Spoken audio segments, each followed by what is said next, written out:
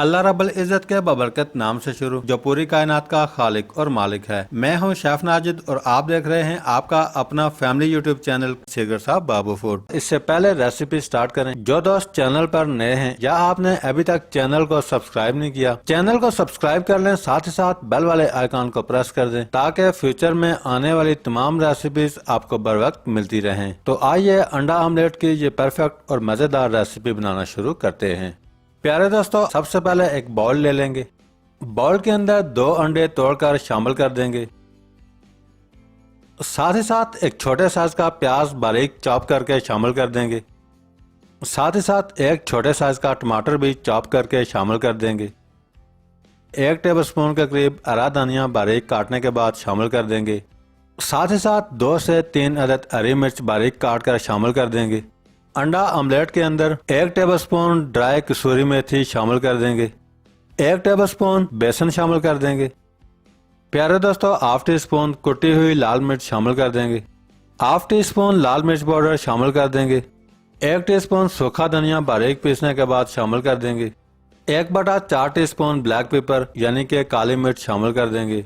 साथ ही साथ half tea spoon हल्दी पाउडर शामिल कर देंगे। आखिर में हाफ टी स्पून नमक शामिल कर देंगे। सारे इंग्रेडिएंट्स शामिल करने के बाद चम्मच की मदद से अच्छी तरह मिक्स कर लेना है। प्यारे दोस्तों, अंडा ऑमलेट बनाने के लिए बैटर अच्छी तरह बना करके रेडी है। दूसरी साइड पे फ्राई पैन चूल्हे पर चढ़ाकर फ्लेम को ऑन कर देंगे। साथ ही साथ फ्राई पैन के अंदर 5 टेबलस्पून के करीब कुकिंग ऑयल शामिल कर देंगे। कुकिंग ऑयल को फ्राई पैन के अंदर इस तरह स्प्रेड कर लेना है, यानी कि फैला लेना है। कुकिंग ऑयल गर्म होते ही तैयार किया हुआ अंडा ऑमलेट का बैटर फ्राई पैन के अंदर शामिल कर देंगे। सारा बैटर फ्राई पैन के अंदर शामिल करने के बाद चमचे की मदद से इस तरह फैला लेंगे।